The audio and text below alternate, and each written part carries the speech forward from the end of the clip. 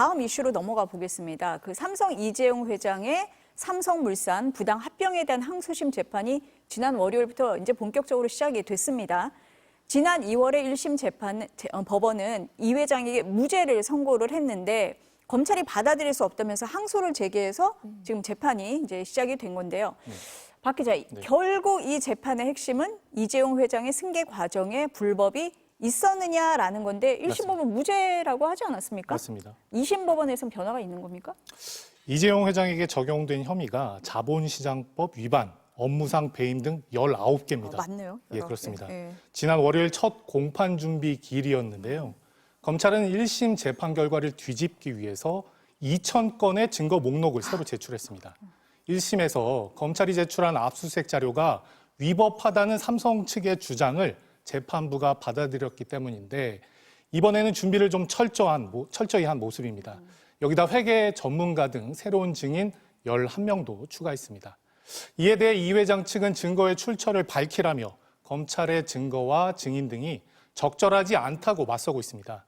이번 재판에는 이재용 회장뿐만 아니라 최지성, 장충기 등 전직 삼성그룹 핵심 임원들의 혐의에 대해서도 함께 다투게 됩니다.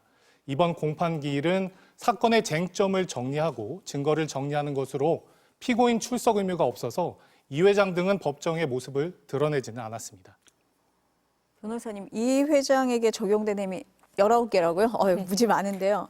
1심에서 무죄가 선고됐어요. 그럼 혐의 적용이 쉬울까? 쉽지 않을 것 같은 생각도 드는데 어떻습니까? 일반적으로 이 형사 사건의 경우에 사실은 이제 1심 재판부에서 인정한 사실관계가 있고 이것에 뭔가 뒤바꿀 만한 그러한 증거라든지 사정 변경이 없다라고 한다면 항소심에서는 1심 재판부의 선고 내용을 그대로 사실 인정하는 것이 좀 일반적입니다. 그럼에도 불구하고 이번 이제 사건의 경우에는 사실 검찰 측에서 증거 목록을 2,000건을 새로 제출을 할 정도면 사실 1심 재판부에서 인정되지 않은 그 증거 능력에 대한 문제를 좀 해결해 보겠다라는 취지로 읽히고요. 그렇기 때문에 사실은 1심 재판부에서 증거를 그만큼 냈지만 증거 능력 부여가 안 돼서 다 이제 깨진 상황이기 때문에 우리는 다시금 제출을 하겠다라는 취지예요. 그래서 만약에 이러한 증거들에 대해서 증거 능력이 부여돼서 인정을 한다면 사실 항소심의 그 판단은 좀 뒤바뀔 수가 있는 가능성도 있는 것이고요. 하지만 다만 여전히 이것이 수집된 그 자체가 불법적으로 수집됐다라고 본다면 사실상 인정할 수 있는 증거들이 없기 때문에 마찬가지로 비슷한 판단이 나올 것입니다. 증거가 이렇게 많이 제출됐지만 좀 봐야 된다라는 것 같네요. 이 사건 1심 재판부는 당시에 그 삼성물산과 제일모직의 합병이 이 회장의 경영권 승계만을 위한 합병이 아니었다라고 판단을 해서 논란이 되기도 했습니다. 당시 관련 보도부터 보시죠. 지난 2015년 삼성물산과 제일모직의 합병. 당시 삼성물산 매출액은 제일모직의 5배가 넘었습니다. 그런데 오히려 제일모직 주식 한 주 가치를 삼성물산 3주로 계산했습니다. 제일모직 최대 주주였던 이재용 회장은 통합된 삼성물산의 대주주로 올라섰습니다.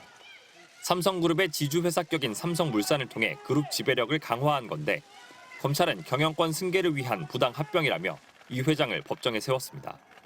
법원이 3년 5개월 재판 끝에 이 회장에게 무죄를 선고했습니다. 경영권 승계만을 위한 합병이라거나 전체적으로 부당한 합병으로 보기 어렵다는 겁니다.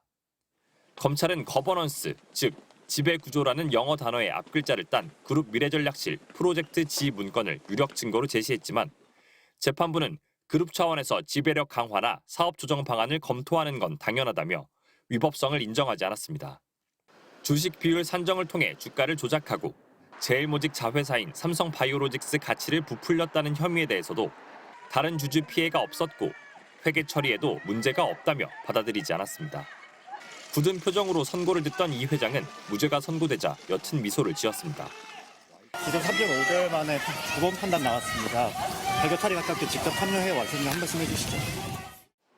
최지성 전 미래전략실장, 장충기 전 차장 등 13명도 모두 무죄였습니다.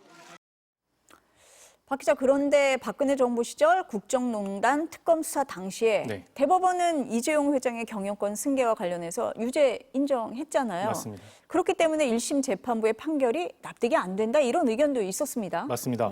삼성물산과 제일모직의 합병과 관련해서 진짜 정당하냐 이런 논란은 계속 끊이질 않았습니다. 특히 국정농단 사건 당시에 특검 수사에서 합병의 뒷배경이 조금씩 드러났는데요. 2019년 대법원은 관련 사건에 대해서 판결을 하면서 삼성물산과 제일모직 합병은 경영권 승계 작업의 일환이었다라고 못을 박았습니다. 이 회장은 삼성물산 대주주였던 국민연금공단이 합병에 찬성을 해달라고 도움을 요청했고 박근혜 정부 측근인 최순실 등에게 말 등 86억 원의 뇌물을 건넨 혐의로 유죄를 받았습니다.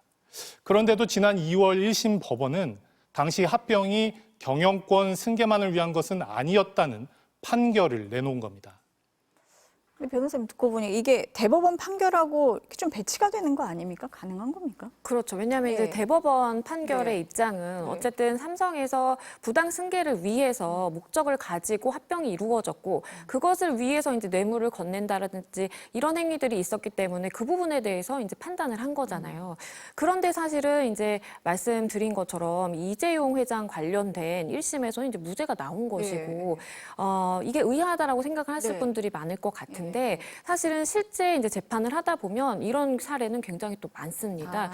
왜냐하면 이제 재판부에서 판단을 할 때 앞선 이제 법원이라든지 재판부의 판단을 존중을 해야 되는 건 맞습니다. 그래서 기속력이 있다라고도 이야기를 하는데요. 그럼에도 불구하고 같은 사안과 같은 쟁점에 대해서 판단된 그러한 사건이 아니기 때문에 즉, 그러니까 이번 사건의 경우에는 이 합병에 있어서 이 자본시장법 위반의 혐의들이 있는지, 뭐 배임의 혐의들이 있는지 이런 것들을 보는 것이기 때문에 사실은 좀 분리해서 봐야 되는 것이고요. 쟁점을 보는 판단 부분이 다르다는 말씀이신가요? 만약에 같은 이제 사안으로 이제 합병의 문제가 있었다. 그래서 이제 자본시장법 위반이 있었다라는 사실은 이제 사건이라면 사실은 이제 어느 정도의 존중을 해야 되는 것은 맞습니다. 하지만 이것은 이제 뇌물 사건이었고 국정농단 관련된 네, 사건이었기 때문에 사실은 판단의 결과가 엇갈릴 수는 있겠고요. 있다. 예. 그렇다라고 해서 법원 내부적으로는 이것이 완전 무시해야 되는 것은 또 아닙니다. 그렇기 때문에 이번 재판부도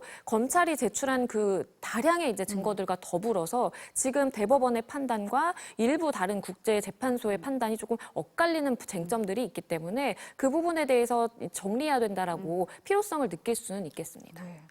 박 기자 그렇지만 삼성물산 주식 갖고 있던 주주들 입장에서는 손해 본 거 아닙니까? 맞습니다. 네. 당시 합병에 반대했던 그 일성신약 등 소액 주주들이 소송을 냈었고요. 대법원까지 사건이 넘어갔고 대법원은 삼성물산의 합병에 반대한 소액 주주들에게 제시한 그 보상책이 지나치게 낮았다라고 판시했습니다. 변호사님 아까 잠깐 언급하셨는데요. 국제소송도 있었잖아요. 엘리엇이 승소했던 걸로 기억하는데요. 맞습니다. 네. 그때 당시에 이제 소송은요, 엘리엇과 메이슨이 이제 한국 정부에 대해서 국민연금이 이렇게 의결권을 잘못 행사하면서 우리가 실질적으로 막대한 손해를 받기 때문에 이 부분에 대해서 이제 손해배상을 해야 된다라고 청구를 했던 것이고요. 대한민국 정부가 패소를 했습니다. 네. 그렇기 때문에 엘리엇에 대해서 한 1,300억 원가량을 이제 물어줘야 되는 상황이 됐고, 메이슨에 대해서는 400억 원대 이제 손해배상의 의무가 발생했습니다.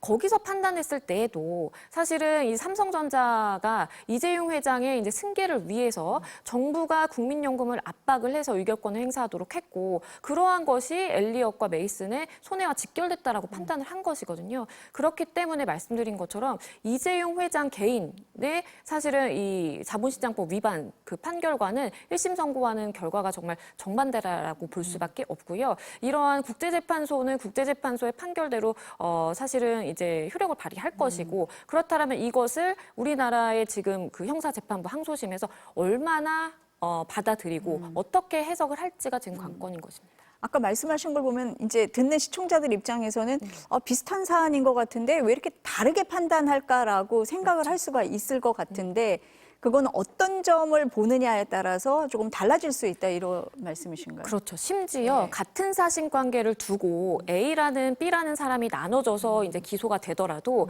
이것이 이제 같이 합쳐져서 한 재판부의 재판을 받는 게 아니라 나눠져서 다른 재판부로 가게 되면요. 실질적으로 다른 선고 결과가 나오기도 합니다. 그렇기 때문에 법원에서는 그러한 부당함이 있기 때문에 법원 자체적으로 어쨌든 비슷한 쟁점의 사실관계에 대해서는 결론을 좀 맞출 필요가 있다라고는 하는데 사실은 이것이 뭔가 반드시 법적으로 기속이 된다라든지 그런 따라야 거는 되는 것은 아니다. 아니기 아니다. 때문에 예. 어느 정도의 재량이 남아있는 상황입니다. 네, 박 기자. 네. 근데 주주들의 손해가 분명하고요. 아까 말씀하신 것처럼 대법원 판결도 있고 합니다. 네. 검찰에서는 그럼 판결을 뒤집을 만하다 이렇게 판단을 하고 있는 겁니까?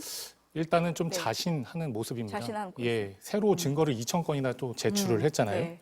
또 증인도 또 회계사 등 전문가 11명을 또 추가했고요. 검찰이 재판부에 제출한 항소 이유서도 1,300쪽이 넘는 것으로 알려졌는데요. 하지만 추가된 일부 증인들이 사건과 직접적인 연관이 있는 사람들은 아니고 주식 전문가, 회계사 등 제3자 입장에서 사건을 분석하는 외부 전문가들인 만큼 새로운 내용이 나올 게 없다는 그런 평가도 있습니다. 네, 오늘 이슈는 여기까지 듣겠습니다. 고맙습니다.